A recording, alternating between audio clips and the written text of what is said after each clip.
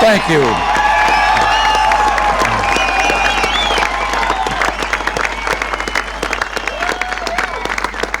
Thank you very much.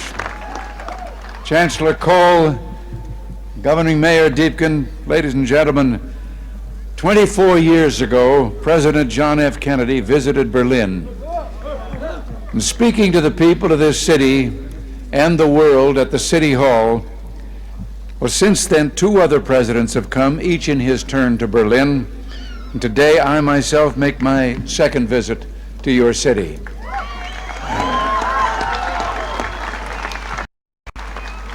We come to Berlin, we American presidents, because it's our duty to speak in this place of freedom. But I must confess, we're drawn here by other things as well, by the feeling of history in this city, more than 500 years older than our own nation, by the beauty of the Grunwald and the Tiergarten, most of all, by your courage and determination.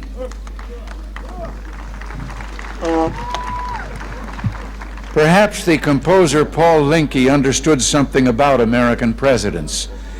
You see, like so many presidents before me, I come here today because wherever I go, whatever I do, ich hab noch keinen Koffer in Berlin.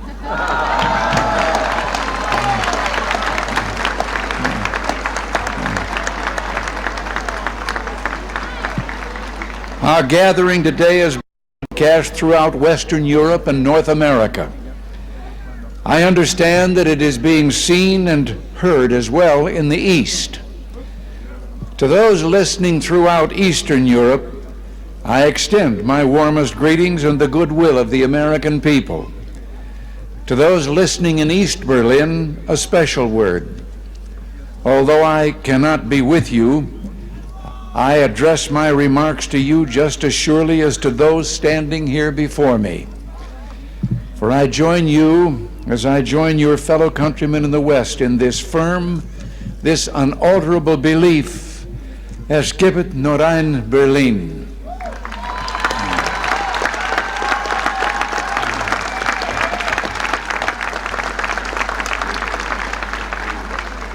Behind me stands a wall that encircles the free sectors of this city, part of a vast system of barriers that divides the entire continent. From the Baltic south, those barriers cut across Germany in a gash of barbed wire, concrete, dog runs, and guard towers.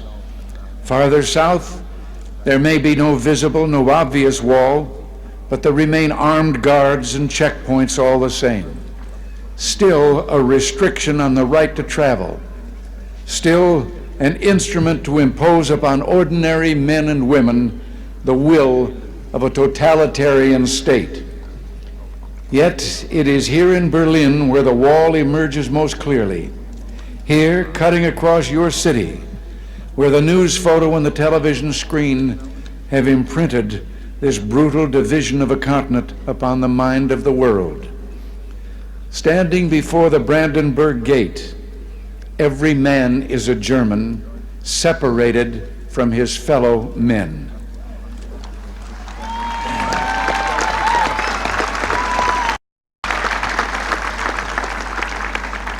Every man is a Berliner, forced to look upon a scar. President von Weizsäcker has said the German question is open as long as the Brandenburg Gate is closed.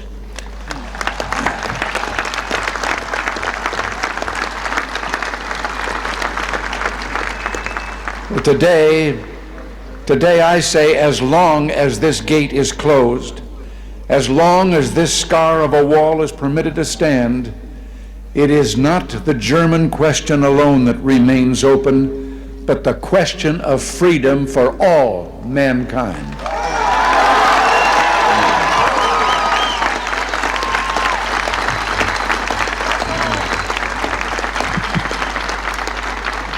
Yet, I do not come here to lament, for I find in Berlin a message of hope, even in the shadow of this wall, a message of triumph. In this season of spring in 1945, the people of Berlin emerged from their air raid shelters to find devastation. Thousands of miles away, the people of the United States reached out to help. And in 1947, Secretary of State, as you've been told, George Marshall, announced the creation of what would become known as the Marshall Plan. Speaking precisely 40 years ago this month, he said, "Our policy is directed not against any country or doctrine, but against hunger, poverty, desperation, and chaos."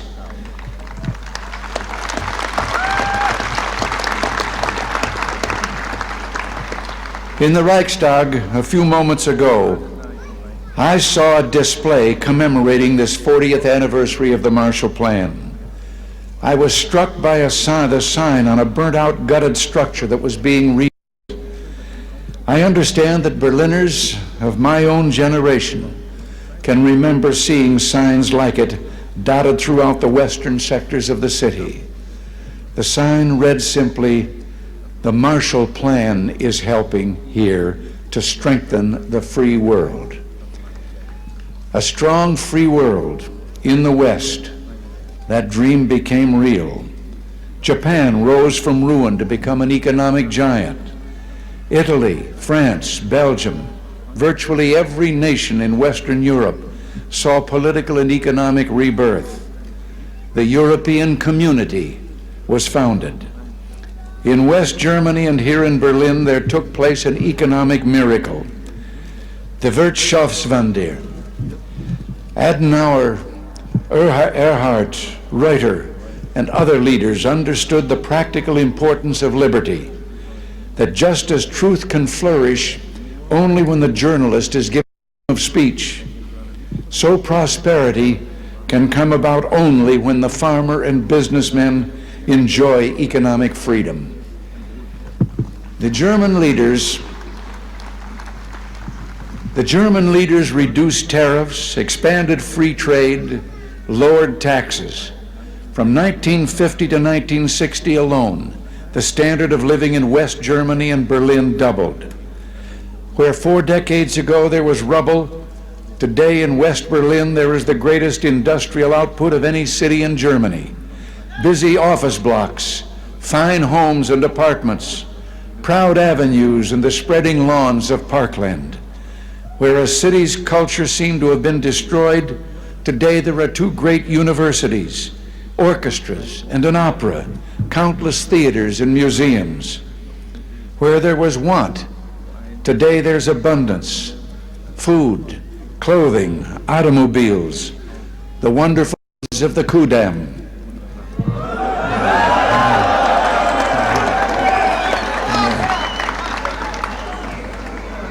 From devastation, from utter ruin, you Berliners have in freedom rebuilt a city that once again ranks as one of the greatest on earth. And the Soviets may have had other plans, but my friends, there were a few things the Soviets didn't count on. Berliner Herz, Berliner Humor, ja und Berliner Schnauzer.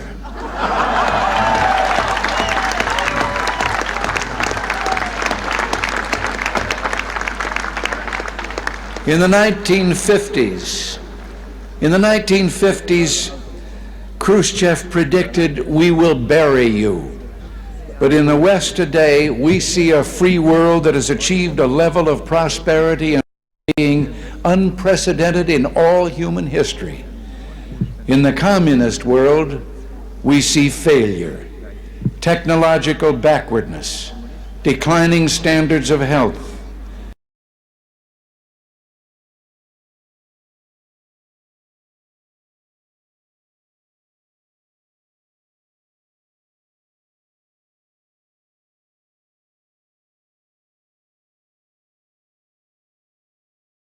And now the Soviets themselves may, in a limited way, be coming to understand the importance of freedom.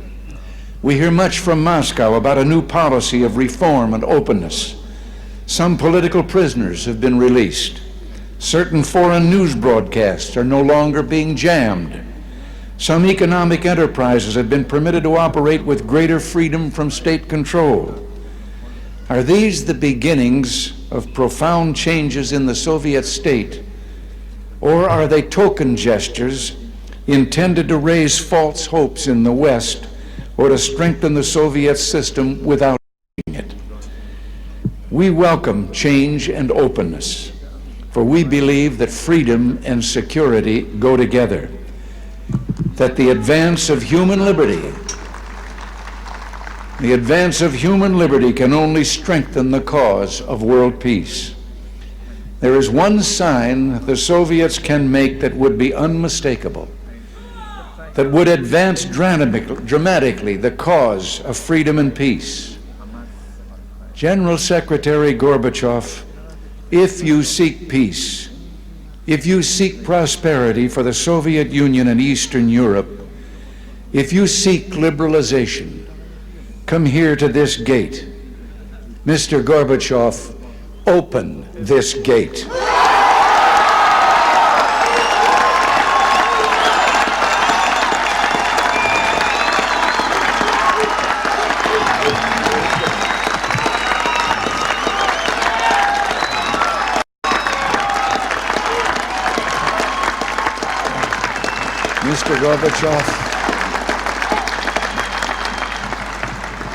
Mr. Gorbachev, tear down this wall.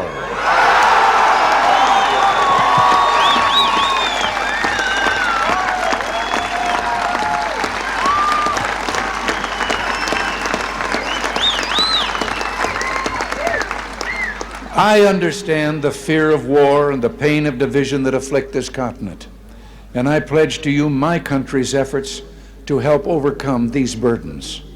To be sure, we in the West must resist Soviet expansion. So we must maintain defenses of unassailable strength. Yet we seek peace, so we must strive to reduce arms on both sides. Beginning 10 years ago, the Soviets challenged the Western alliance with a grave new threat. Hundreds of new and deadly SS-20 nuclear missiles capable of striking every capital in Europe. The Western alliance responded by committing itself to a counter-deployment. Unless the Soviets agreed to negotiate a better solution, namely the elimination of such weapons on both sides, for many months, the Soviets refused to bargain in earnestness. As the alliance in turn prepared to go forward with its counter-deployment, there were difficult days of protests, like those during my 1982 visit to this city. And the Soviets later walked away from the table. But through it all, the alliance held firm. And I invite those who protested then, I invite those who protest today to mark this fact. Because we remain strong, the Soviets came back to the table.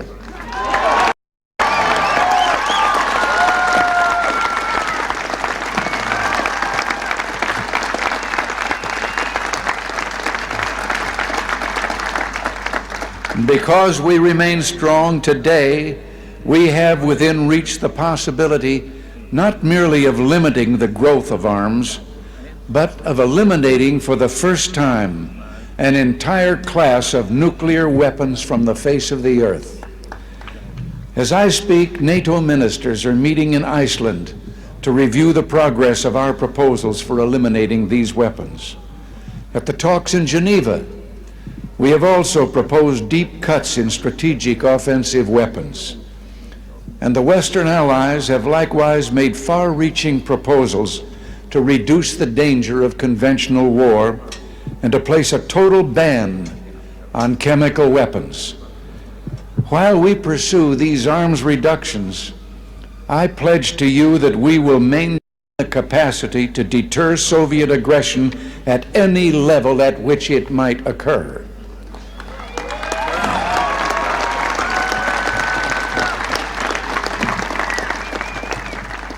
And in cooperation with many of our allies, the United States is pursuing the Strategic Defense Initiative, research to base deterrence not on the threat of offensive retaliation, but on defenses that truly defend, on systems, in short, that will not target populations, but shield them.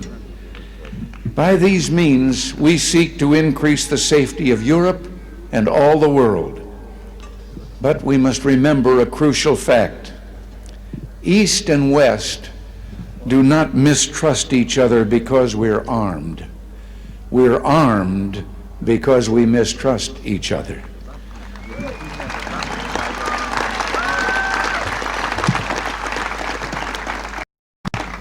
And our differences are not about weapons, but about liberty.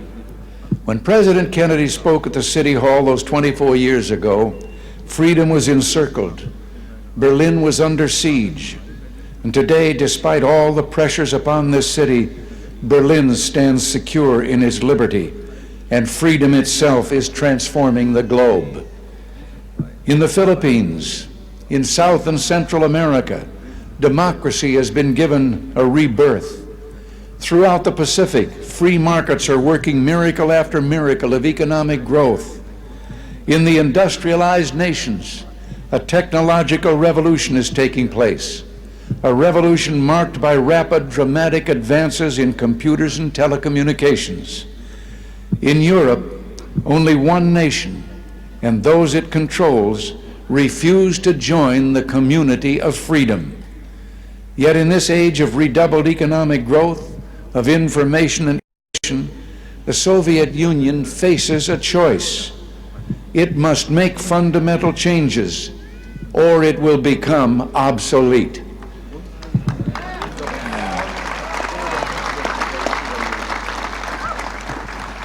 Today, thus represents a moment of hope.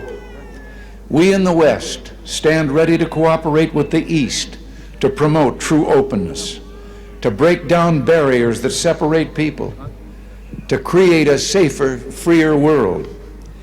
And surely there is no better place than Berlin, the meeting place of East and West, to make a start.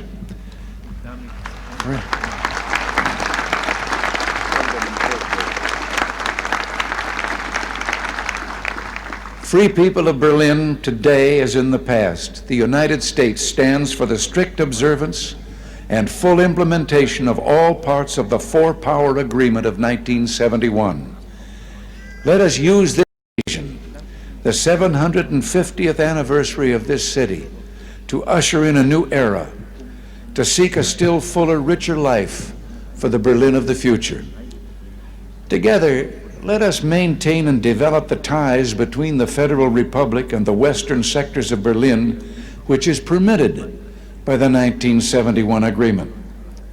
And I invite Mr. Gorbachev, let us work to bring the eastern and western parts of the city closer together so that all the inhabitants of all Berlin can enjoy the benefits that come with life in one of the great cities of the world.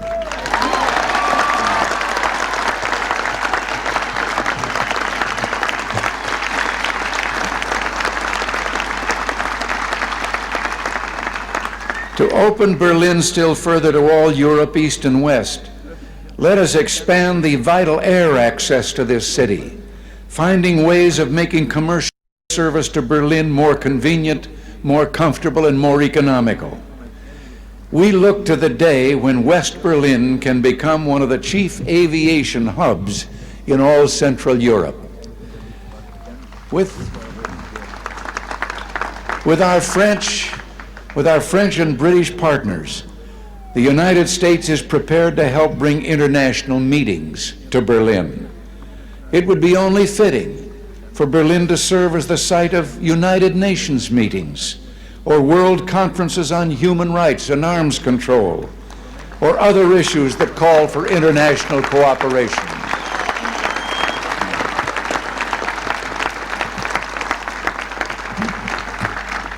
There is no better way to establish hope for the future than to enlighten young minds, and we would be honored to sponsor summer youth exchanges, cultural events, and other programs for young Berliners from the East. Our French and friends, I'm certain, will do the same. And it's my hope that an authority can be found in East Berlin to sponsor visits from young people of the Western sectors.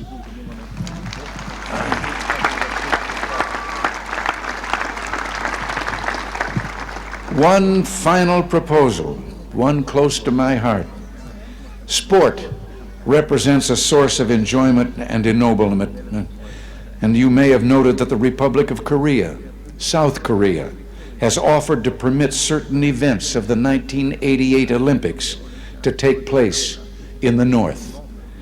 International sports competitions of all kinds could take place in both parts of this city. And what better way to demonstrate to the world the openness of this city than to offer in some future year to hold the Olympic Games here in Berlin, East and West.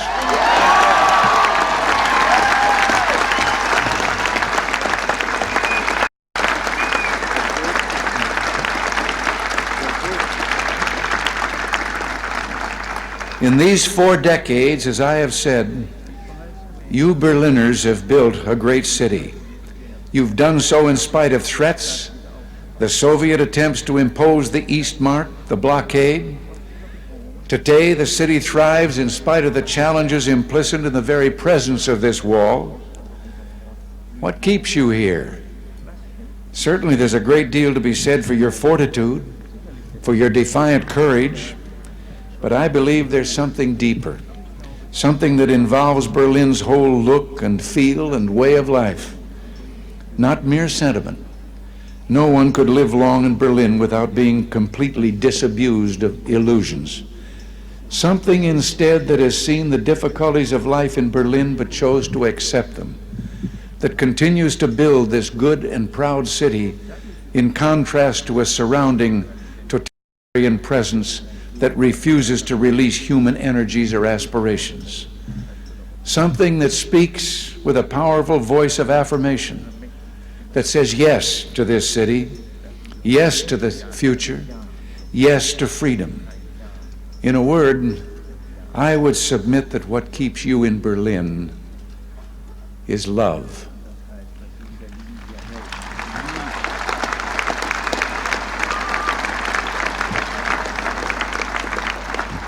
Love, both profound and abiding. Perhaps this gets to the root of the matter, to the most fundamental distinction of all between East and West. The totalitarian world produces backwardness because it does such violence to the spirit, thwarting the human impulse to create, to enjoy, to worship. The totalitarian world finds even symbols of love and of worship an affront. Years ago, before the Germans began rebuilding their churches, they erected a secular structure, the television tower at Alexanderplatz. Virtually ever since, the authorities have been working to correct what they view as the tower's one major flaw, treating the glass sphere at the top with paints and chemicals of every kind.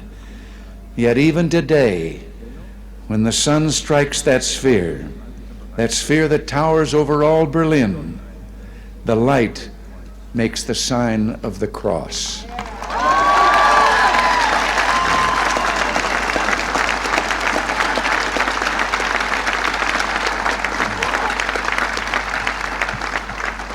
There in Berlin, like the city itself, symbols of love, symbols of worship cannot be suppressed.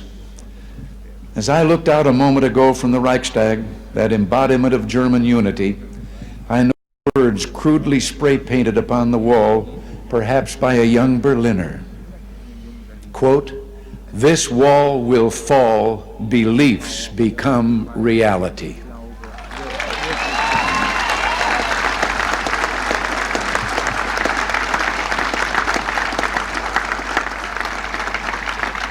Yes, across Europe this wall will fall, for it cannot withstand faith, it cannot withstand truth. The wall cannot withstand freedom. And I would like before I close, to say one word. I have read and I have been questioned since I've been here about certain demonstrations against my coming. And I would like to say just one thing, and to those who demonstrate so. I wonder if they have ever asked themselves that if they should have the kind of government they apparently seek, no one would be able to do what they're doing again.